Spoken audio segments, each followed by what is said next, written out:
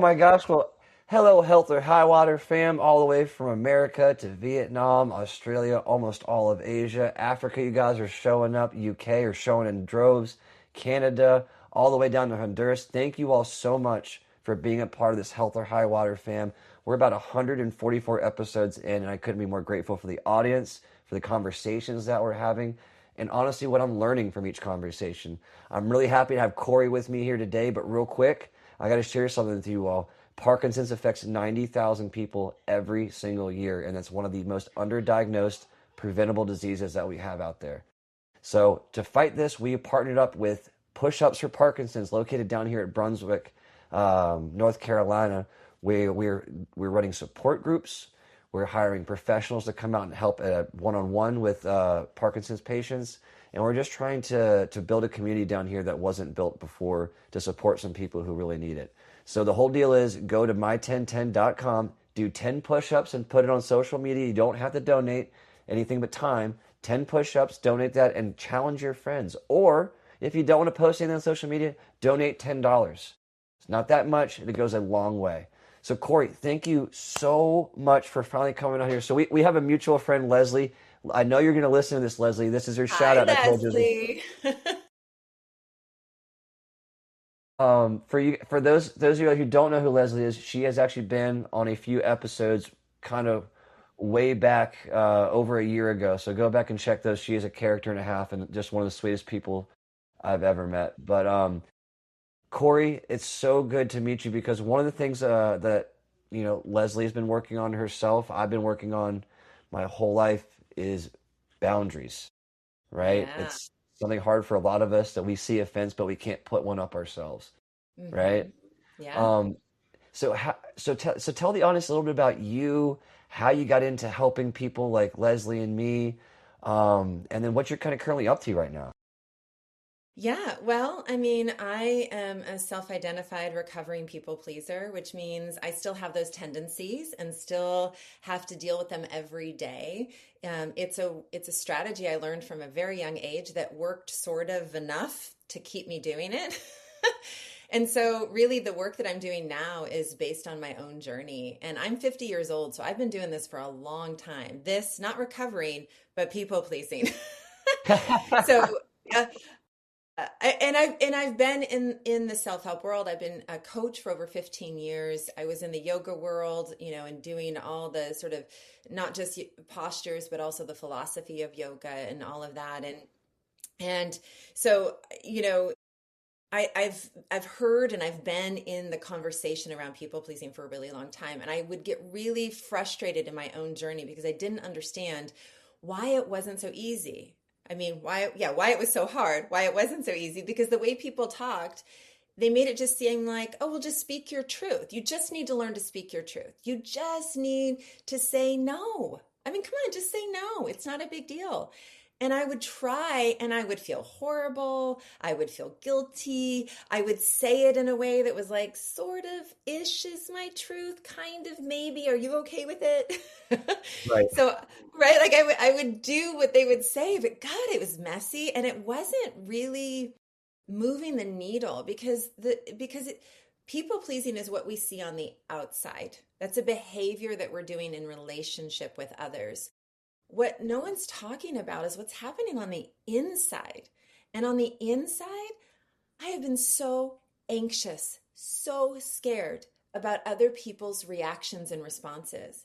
So you tell somebody who's afraid of other people's actions and responses to do something that's going to cause somebody else to have a reaction. It's like, I mean, it's sort of like it's putting the behavior before having the tools. Right. Right. And so the tools are learning how to be with myself. So on the inside, what it feels like is self-abandonment. I'm abandoning myself, right? Instead of people pleasing others. So it looks like people pleasing inside, it's complete abandoning myself. So I'll have a thought, an idea, and I'll just abandon it because I'm too afraid of how the other person is going to react or respond to it. It's safer, right? It feels safer. It feels safer if the tension of what feels true for me stays inside of me instead of comes out between the two of us. Right. Does that make sense? Right. So if something I have to share, some preference or idea, I mean, I know you're in the health world, so I feel like this comes out a lot. Like, let's just taking time to take care of ourselves, right? Like getting to the gym, working out, exercising. These are non-negotiables in people's well-being and health, right? It's just a requirement. But if that is required for me, but that might cause discomfort in you, instead of bringing the discomfort to the relationship, I'm just going to hold the discomfort inside of myself of not doing the things that I know I need to do to take care of myself. Does that make sense? Well, yeah, because you're kind of hitting home with how I've felt. It's and it starts at an early age, right? So young, right? So I grew up in a house that my parent, like I would say, I was probably a highly sensitive kid. I had a lot of emotions, and I was in a house where they didn't know what to do with any emotions, right? Like they were kind of emotionally completely like immature and uneducated, which to be fair, most of our parents were, right? This whole thing around language of emotions is really quite new. And so a lot of parents didn't know what to do. So I was somebody who had all these feelings with parents that didn't know what to do with their own feelings, let alone mine. And so instead of me getting taken care of in all of my feelings, I would take care of them and all of theirs. Right. And so I became really good at caretaking, peacekeeping, managing a room. Right. I would do all of that instead because I didn't know what to do with how uncomfortable I felt with all my feelings and no one showing up for me.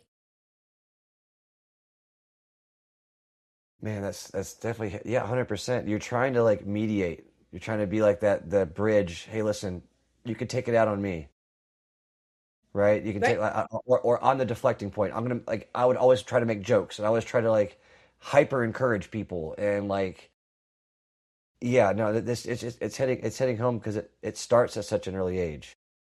And it worked, right? Like I know that I felt good in relationship to my parents when I was useful to them, when I was needed by them. But what I didn't feel good is that they weren't showing up for me. That felt horrible, but I didn't have control over that. Right. So what I did have control over was I can show up for them. And so I got really good at it. And that made me feel like, well, at least I'm useful. And I felt special because I was needed. Like I was a kid and I was needed in these adult lives, right? Like that made me feel really good in a way, right? In its own way. Well, and you're touching on a point where I think a lot of us, these people pleasing survivors, want to feel some kind of purpose with their career because of that sensation. Sure. I mean, we have, essentially we grew up being of service as a way of getting love and offering our skills, our competency, our drive as a way to feel it. Like if I can't feel loved, at least I can feel useful. If I can't feel special as an individual all by myself, at least I can feel special for what I have to offer and how and I'm not so worried about how people make me feel because I don't have control over whether they show up, but I get really interested in how I make other people feel, right? And if I can make you feel really good, then I feel good about myself. And then it doesn't matter if you're showing up or not because I don't worry, I can do it all. I'll make you feel good. I'll make you feel good. And, after a while, I feel really bad. Well, because you're ignoring any kind of ability to learn how to take care of yourself properly.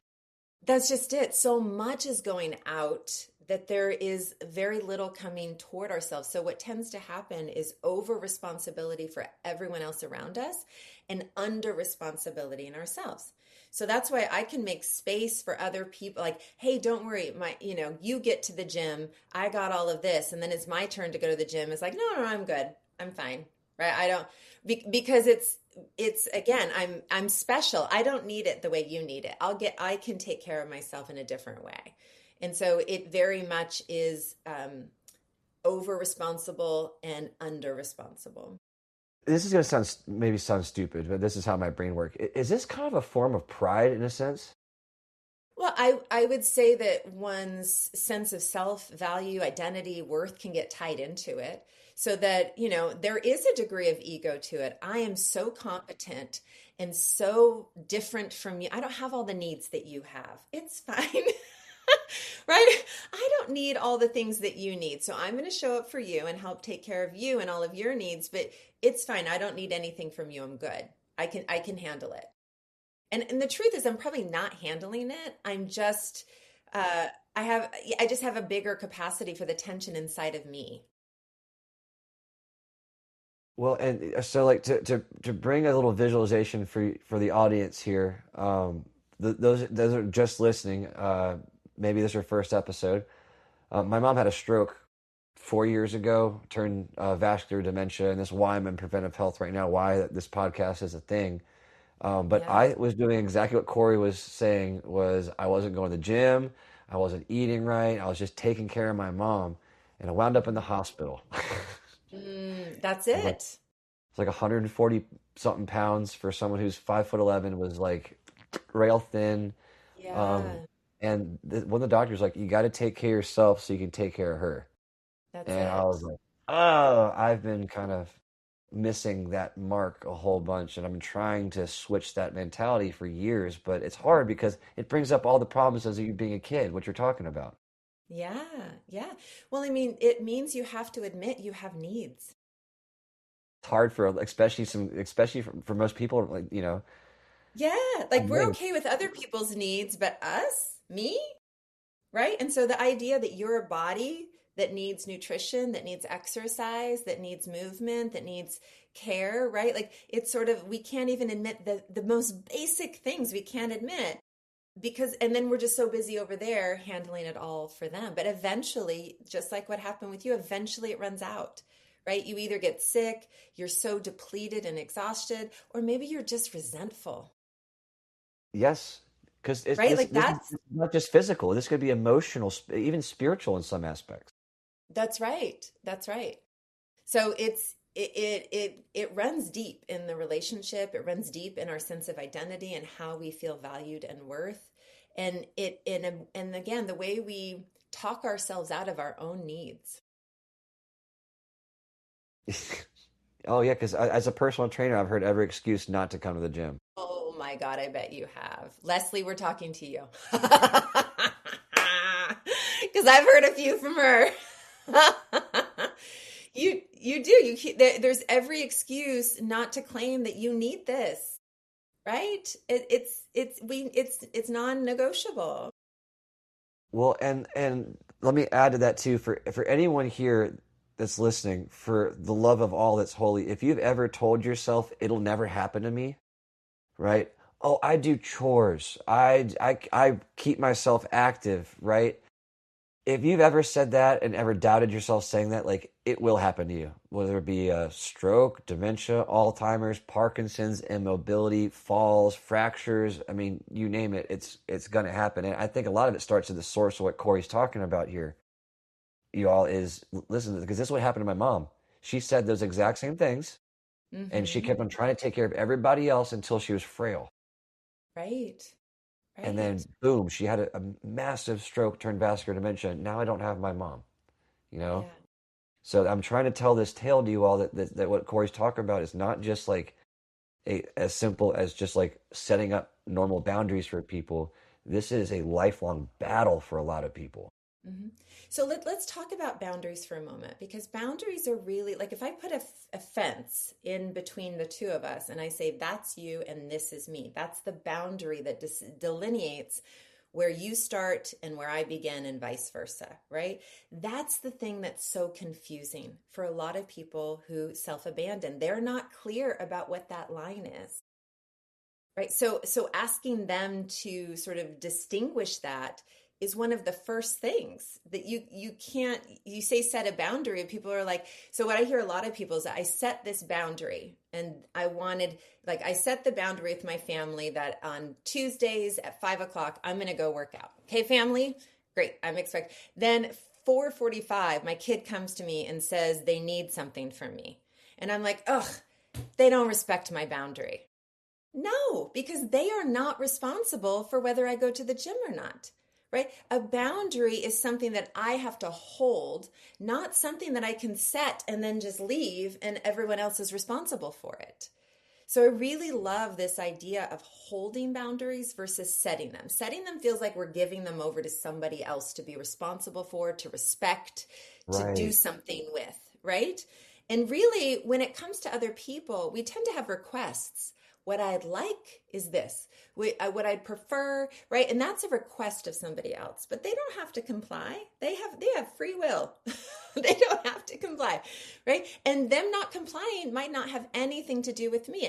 It won't be because they don't love me, they don't respect me, they don't, right? It doesn't have all this personalized things that we put in there. They could just have a problem with time management. They could have just forgotten that I said I'm going to the right. There's a million things that have nothing to do with someone's love or care or whether I matter. But whether I hold that boundary, that determines whether I respect myself, that I care for myself, that I remember what I said and that I'm going to do what I said. And so now I'm I have control over that. And that is truly a boundary. Well, it takes discipline. Well, I don't even like the word discipline because if you hear discipline, people almost hear the word punitive because you could also discipline somebody and you're being like in this. So it's a Right. tricky word. I love myself. I love myself. I care for myself. I'm responsible for myself because it develops a relationship that includes boundaries, but it doesn't include it from a punitive perspective. Right? I can teach my kids how to behave in the world by either disciplining them or by educating them and inviting them and showing them and guiding them, right? And I prefer, relationally speaking, to come from more of a place of self-care, self-love, and self-respect. That's hard for a lot of us guys. It is really hard, and yet when we love and respect ourselves, we are more inclined to love and respect other people well. That you couldn't have said it better. That's a really great because it takes perspective to love. Yeah. Yeah. And so there is a saying that I'm gonna flip this just a little bit. There's a saying that says, I can't love another unless I truly love myself. And that's been said out there a long time. And I actually disagree with it from a people pleaser stance because I felt confused for a really long time because I was like, that is not, I love so dang well. I am out there loving up a storm. What I'm not, I would change it and say, I can't experience love and receive love if I don't love myself, right? Because I'm out there giving, giving, giving, but I can't receive it back. I can't feel it back if I don't recognize it inside of myself. So, what does it mean to love me? What does it mean to meet my needs? What does it mean to say that I matter? And if I keep looking for proof out there instead of knowing it and demonstrating it in here, I'm not even going to recognize it when I see it. I agree 100%. Well, and I think everyone learns to love differently sometimes too. Like Sure. one of the ways like I didn't know I could love so much as these seniors are like the acts of giving. You know, Yeah. for all the listeners out there too, I said when I started this fitness journey to my mom like years ago, I'm never going to work with seniors. Never. Not going to be my thing. What was your bias? Right. Well, I thought it was gonna be so much more fun to work with like pro athletes and Oh, these yeah, kind yeah, of yeah. things, and that was like my Got target it, got it. demographic. And I also told my mom I'm never gonna teach music. I'll never do it. It's not audience. Never say never. Okay. That's right. Because God will do it. Yeah. He's a God likes the challenge, huh? listen, y'all. He invented humor, and he knows how to do it the best. Because I'm now doing both and honestly couldn't be happier though. But back to the love situation is like I'm learning to love more in depth because I'm spending time with these people, right? And I think to learn a true deep love, you have to give it, Mm, right? You have to give that, and you have there's this trust factor. You have to just like I have to just trust the process, give out my love freely, and kind of see where it sticks, see where it lands, and that's kind of how you find your people. you know? Well, it's interesting. So I'm gonna push back on that a little bit. So there's two things, and I have a question for you in here too. So the first thing I have to ask is when you say, that you're working with these seniors, you didn't think you'd work with seniors and you didn't think you'd teach music. I suspect that those are things that are really true for you and some of the most authentic parts of you.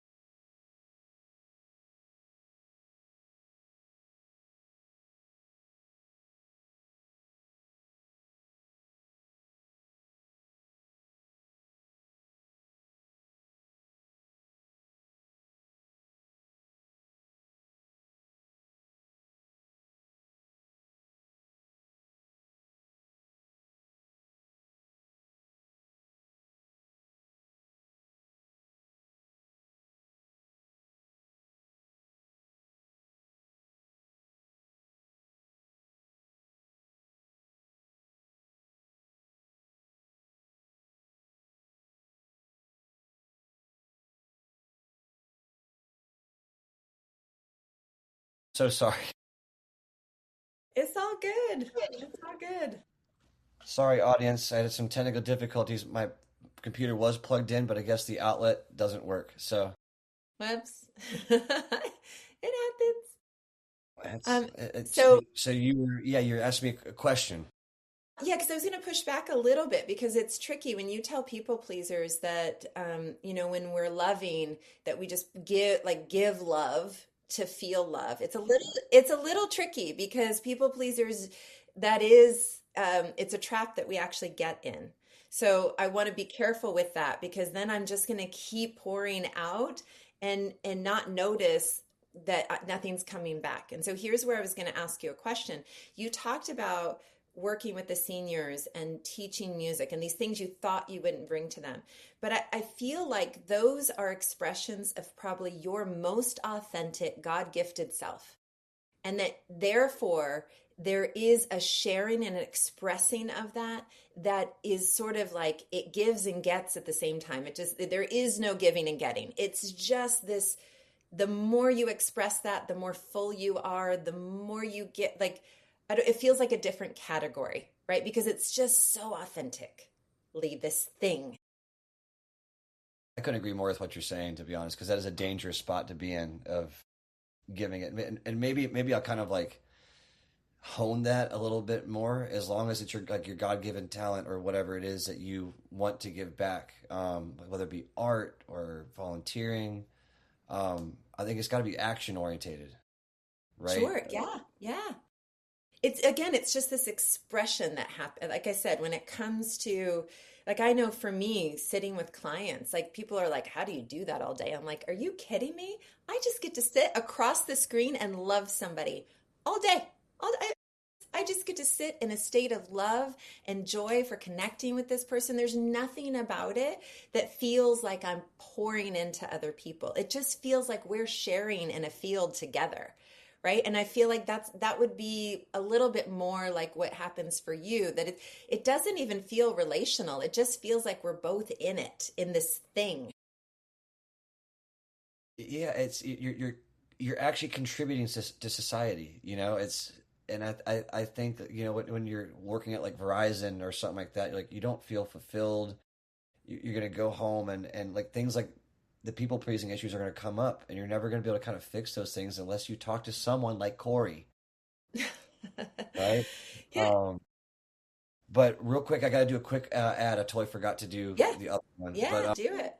if you guys are looking to get a full spectrum wellness program done, it starts with genetics. So go to geneplanet.com, go to premium genetic test, and use code APT for 30% off genetic tests. It's going to tell you the right workout for you, the right diet, nutrition, injury risk and prevention, cardiovascular risk, cancer risk. I could keep going on, but unless you know what you need based off of the blueprint that you're made out of, it's going to be hard to get anything done. Start with quantitative science. Start with Gene Planet code APT for 30% off. Um, but yeah, but you're right though. You have to be really careful with how you say things with your clients, right? Because I mean that could be an issue, Yeah, right?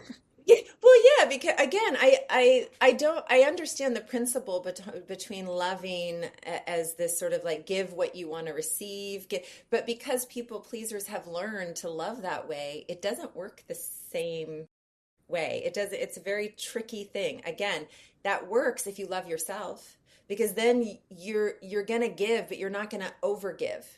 Right? You're going to give, but you're not going to abandon yourself in your giving. You're going to still stay true to yourself while loving another person. This is why we have you on, I mean, I going down the spiritual world for a long time, I really used to beat myself up for having an ego. And because my ego is, in some philosophies, especially in yoga and Eastern philosophy, the ego is the source of suffering, and the ego is the place where I have needs and I shouldn't have needs. But and so anytime I had a need in a relationship, I'd be like, "Oh, what's wrong with me? I'm so egotistical to have these needs." And it really it's first of all, it's a path around it's not a relationship path. It's doing Eastern philosophy is not about learning how to be in relationship with people, right? So what requires in a relationship is a feeling of equality.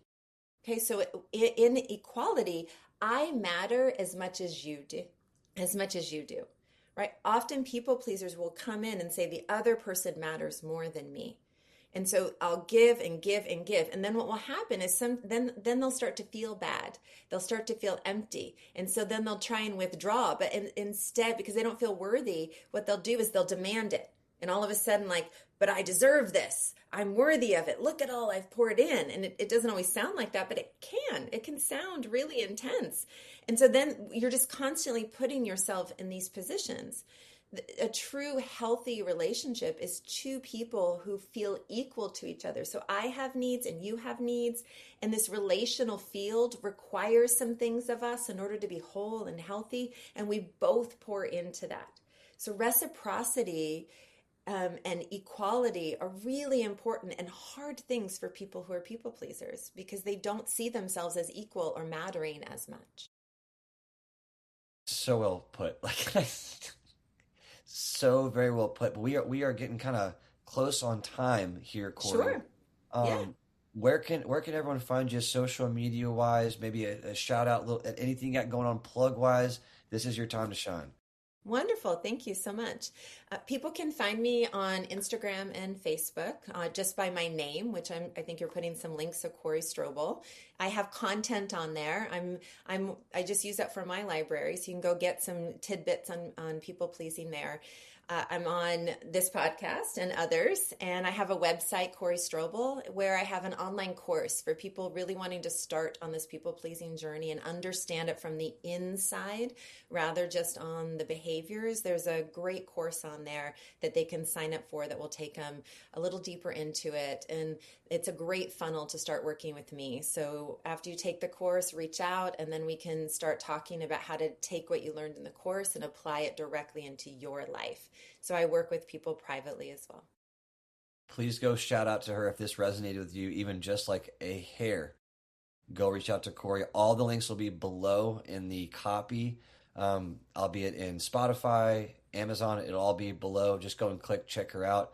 I think she's onto some really amazing stuff and some big issues that are, it's kind of this generation and generations before, I think, biggest issues, biggest hurdles that we need to mature and be better people here. That's it. It's just a growth journey, right? No one's broken. We're just trying to figure some things out. Perfection's a dead end road. Amen. Kori, thank you for coming on. Thank you all for listening to the Health or High Water podcast. If you guys are looking for a quick and easy healthy snack, go to Bierski Beef Sticks and go get a full mouth of beef. That sounded terrible. All right. Use code HOHW for 10% off. Kori, thank you for coming on. Can't wait to have you back on and talk more about this. But shout out to Leslie. Thank you for coming on, and I just can't wait for our next conversation. Sounds great. I look forward to it. Bye, guys.